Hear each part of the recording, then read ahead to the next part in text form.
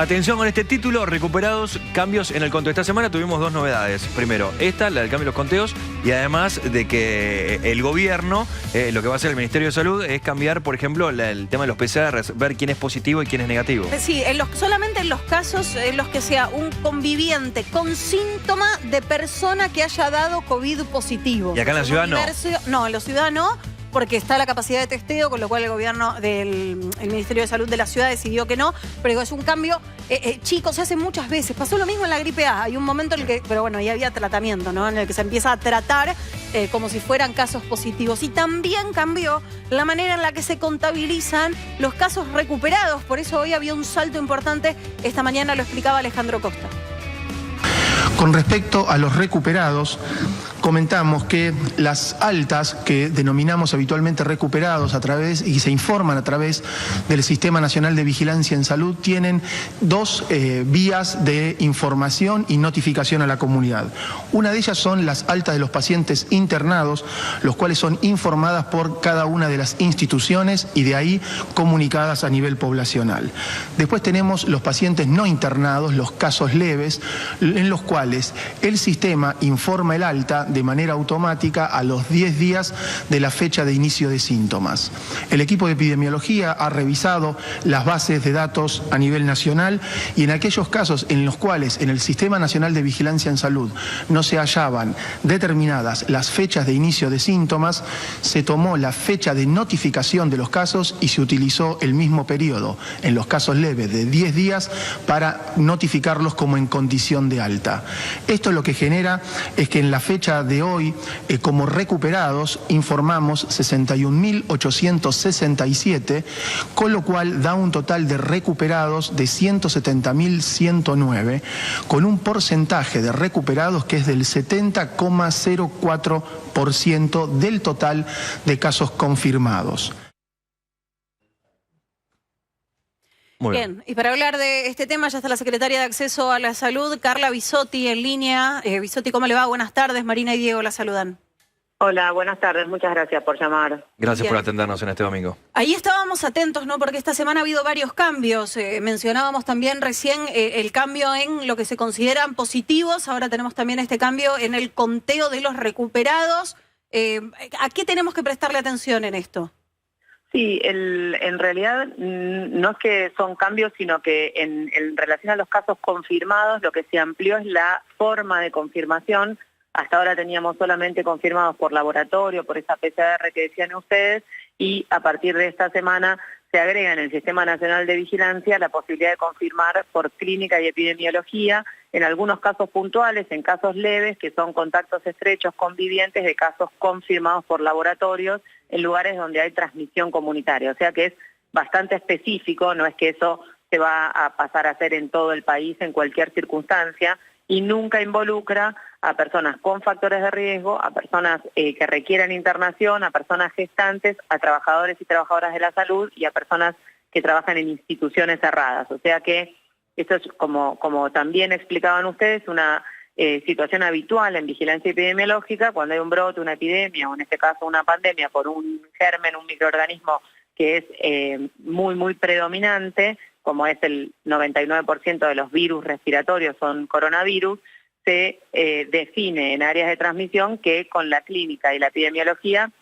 se confirma para eficientizar mucho el tiempo y también la gestión de los casos para ese aislamiento que es tan importante para minimizar la transmisión. Bisotti, ¿qué pasa con los chicos? ¿No? Vemos muchas veces que aparece un caso positivo en una casa y quizás se hace el aislamiento dentro del propio domicilio o no, pero ¿qué pasa con los niños que son convivientes con esos adultos que dan positivo de COVID? Bueno, en lo que venimos viendo hasta ahora en relación a los convivientes, que son personas que están un tiempo prolongado en un espacio cerrado, con una proximidad importante y no siempre con las medidas de poder tener esos 2 metros de distancia o las prevenciones de contacto. Cuando hay un caso en la familia, si no se puede lograr que la persona que es confirmada tenga una habitación individual y un baño individual y tener todas las medidas bien extremas, es muy posible que los convivientes, inclusive los niños y las niñas, puedan adquirir la infección. ¿Pero se los testea a los niños también? A los niños, en realidad, si cumplen con la definición de caso y son leves y están en un lugar de transmisión, no hace falta, salvo que tengan alguna condición de riesgo o haya que internarlo. Esto aplica para los niños también, pero eso es muy... lo que hace el Ministerio de Salud de la Nación es una norma general en consenso con las jurisdicciones, y después, cuando están en la casa, en el territorio, ahí es muy individual la decisión, es muy en función de la situación clínica y de la evaluación de la persona que está en terreno. No es una regla que no se puede modificar. Si hay algún niño o niña que tiene alguna situación de duda, o por ahí piensan que en los mayores de 5 años 99% es sincicial respiratorio, si hay alguna situación epidemiológica en el lugar de residencia de esa persona que les parezca hisoparlo, no es que está prohibido hisoparlo. Sí, es una herramienta más que tienen las jurisdicciones para tener en cuenta, para agilizar los tiempos en caso que necesitaran. Tenemos que prestarle atención, Carla, los números de las camas de terapia intensiva, ¿no? 209 ingresos en las últimas horas directo a terapia intensiva. Así es, lo que estamos mirando con mucha precisión es el tema de las terapias intensivas y el tema de los fallecidos. Esos son, en este contexto en el cual hay circulación comunitaria y en el cual también hay muchas búsquedas activas, y cuando se empiezan a confirmar por clínica y epidemiología, el aumento de los casos leves puede aumentar el número de casos, pero lo que nosotros tenemos que ver, sobre todo a nivel, desagregado geográficamente, en los lugares donde está empezando a tener tensión el sistema de salud y donde está el riesgo de no poder dar respuesta, que es justamente el punto que nosotros nos fijamos como para seguir trabajando, y es una de las principales causas por las cuales Argentina tiene una de las mortalidades por millón de habitantes más bajas de la región. Bisotti, en este punto, justamente muchas veces se habla de la cantidad de camas, pero pensaba también, y me imagino que deben estar haciendo el monitoreo de los profesionales de la salud, teniendo en cuenta lo expuestos que están, y la verdad, es una consecuencia lógica, ¿no? Pero la cantidad de casos de COVID positivo que hay entre trabajadores de la salud, no solo es la cama, sino que efectivamente existe el personal para asistir a esa gente, porque camas se fueron sumando, pero personal médico es más complejo sumar.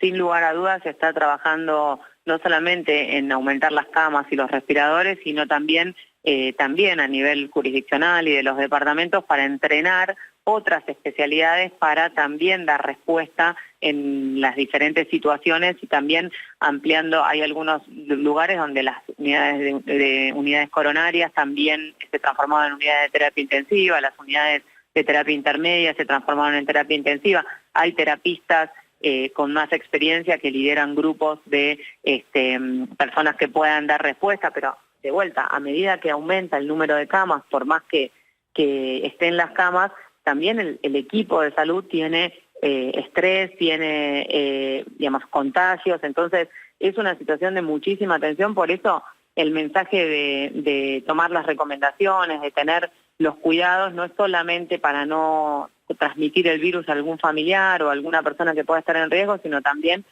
a minimizar la demanda del sistema de salud, que realmente impacta en los trabajadores y las trabajadoras de salud, que tienen una situación de muchísimo trabajo, de muchísima atención y de, por supuesto, mayor exposición a tener una infección. Hablábamos recién con una directora de una escuela de San Juan, que es el primer lugar donde de manera muy escalonada y casi a cuentagotas comienzan las clases mañana, ¿no? O sea que hay una atención muy importante en esto también. ¿Cómo lo están viendo ustedes desde el Ministerio? Sí, desde el Ministerio de Salud, nuestro ministro Ginés González García, con el ministro de Educación, con Nicolás Trota, trabajaron muchísimo en coordinar también consejos y grupos de expertos para generar estos protocolos y generar estas condiciones mínimas que tienen que tener los establecimientos que vayan reiniciando, y después, obviamente, en un país federal el trabajo se realiza con cada una de las jurisdicciones, y dentro de las jurisdicciones lo que contaban en San Juan es que son departamentos que no han tenido casos y son docentes que van a esas escuelas rurales que tampoco han tenido casos. Entonces va a ser, hoy a la mañana decíamos en el reporte que es un pequeño gran paso que va a ser también muy, muy importante para compartir lecciones y empezar a trabajar en esto de convivir con el virus, pero paso a paso, sobre todo en función de esta situación que todavía tenemos que tenemos un aumento persistente de los casos con una velocidad lo suficientemente lenta como para que nuestro sistema de salud pueda seguir dando respuesta, y las clases claramente van a tener un rol clave en lo que significa fundamentalmente la circulación de personas. Así que en los lugares donde no hay, donde está la ruralidad, que es tan importante esas clases presenciales, va a ser un gran paso. Carla, a mayor cantidad de testeos, obviamente tenemos mayor cantidad de infectados también esta semana con mañana el regreso del fútbol. No es un tema tuyo, obviamente, pero quizás nos puedas dar tu mirada desde tu lugar. Vamos a enterarnos, y en un rato también lo vamos a repasar acá en TN, la cantidad de futbolistas que están infectados y que están dando positivo en coronavirus. ¿Cuál es tu reflexión acerca de esto? Cada vez vamos a ver más gente infectada. Sí, el concepto de que a mayor cantidad de testeos hay más casos es obviamente cuando estamos en un lugar de circulación comunitaria, ¿no es cierto? En este momento, con estos porcentajes de positividad que hay en varias de las provincias, con una circulación intensa, claramente a mayor cantidad de testeos va a haber más casos en los lugares donde no hay casos, o al principio de la epidemia, cuando en Argentina teníamos 10% de porcentaje de positividad, no era la misma situación. Y seguramente varios jugadores que vivan en áreas de transmisión comunitaria den positivos. Ellos, entiendo que los testeos que van a hacer desde el área de deportes de la AFA, creo que es también, son test serológicos, o sea que den positivos lo que significa es que tengan anticuerpos y que en algún momento estuvieron en contacto, pero la proporción debería ser como la proporción de cualquier habitante de un lugar donde hay transmisión comunitaria. Así que desde ese punto de vista se debería comportar como el resto de la comunidad. Bisotti, entonces era esperable el tema de los testeos, es decir, se hizo en su gran mayoría el pasado viernes, donde todos los equipos de primera división tuvieron que concurrir a hacerse el hisopado. ¿Era esperable esta proporción de contagios? Lo que nosotros tenemos entendido es que no son hisopados, sino son test serológicos que buscan anticuerpos, salvo que haya cambiado algo, porque eso es independiente del Ministerio de Salud, ¿se entiende? El testeo se hace, digamos, extra protocolo del Ministerio de Salud, no es una recomendación específica ni necesaria del Ministerio, sino que es una medida extra que definen las autoridades en función de tener más información, como también lo puede decidir alguna empresa privada o algún área, digamos, con alguna provincia con sus propios recursos, ¿sí? Lo que nosotros tenemos entendido es que los test eran serológicos. Sí, River se hizo el hisopado el viernes. Bien, en una clínica de San Isidro, y ahí justamente el que evoca lo mismo, ¿no? El que dio positivo fue un arquero juvenil de apellido Centurión. Quizás el serológico se lo hagan el día lunes, uno supone, previo a la práctica, ¿no? El punto es exactamente el mismo, porque hay personas que son asintomáticas o presintomáticas, sobre todo si son jóvenes, que pueden ni siquiera identificar los síntomas o no tenerlos y portar el virus. Así que se van a comportar los jugadores de fútbol y las jugadoras de fútbol como el resto de la comunidad, claramente. Bisotti, nosotros arrancábamos hablando de esto, cómo se considera y cómo se cuenta el número de recuperados. Básicamente es mucho lo que no sabemos sobre el COVID y que hemos estado aprendiendo en este 2020 muy intenso. Me preguntaba por las secuelas que están encontrando, ¿no? Porque hay muchas personas que pasan el COVID de manera muy leve, hay otras personas que por supuesto no, fallecen o terminan en terapia intensiva, pero que se empezaron a encontrar algunas secuelas. Sobre todo para tener en cuenta, ¿no?, dentro de los motivos de la prevención, incluso para el que tenga buenas condiciones de salud y se tenga fe, digamos, en enfrentar la enfermedad. ¿Qué es lo que vienen viendo desde el Ministerio en la salud de los recuperados? Muy importante tu pregunta, no te contesté lo del reporte de la forma de contarlos. No es que hubo una corrección, sino que hubo una actualización. En el Sistema Nacional de Vigilancia se registran las personas que se van dando de alta de establecimientos, y las personas que no se internan se cuentan 10 días desde la fecha de inicio de síntomas. En estas revisiones periódicas de los algoritmos para los reportes del Sistema Nacional de Vigilancia se vio que había un número de personas que, como no tenían cargada la fecha de inicio de síntomas, permanecían como activos y ya habían sido dados de alta, ya habían sido recuperados. Entonces, lo que se hizo fue actualizar ese algoritmo, y las que no tenían fecha de inicio de síntomas se define la fecha como la fecha de notificación, y de ahí a los 10 días se da el alta. Por eso, únicamente por esta vez se actualiza el número de personas recuperadas que dejan de ser activos, y en todas las jurisdicciones y en este último tiempo con tantos casos llegó a 61.867 y el porcentaje de recuperados del 70%. Eso nos había quedado pendiente de la primera pregunta. Bien. Aclarado eso entonces. Claro, y de la segunda, de hecho, es lo que vos decís, hay muchas cosas que no se saben. Si bien hay personas que cursan asintomáticas, hay personas que tampoco hace falta que hayan estado en terapia intensiva, pero hay artículos que muestran ahora que hay un porcentaje importante de personas que tienen secuelas cardiológicas, que tienen miocarditis, que tienen edema en las células miocárdicas. Lo que hace el coronavirus es, más que nada, esa reacción inflamatoria, que muchas personas son asintomáticas y cuando le hacen una tomografía o una placa tienen un infiltrado que se llama intersticial, que, digamos, alguien asintomático con ese infiltrado puede tener el oxígeno en la sangre bajo también, y en función de eso realmente hay muchas preguntas que todavía falta, digamos, generar evidencia para tener respuesta, pero el mensaje más grande es que no pensemos que es una pavada, y hay personas que dicen yo prefiero contagiarme así ya estoy, digamos.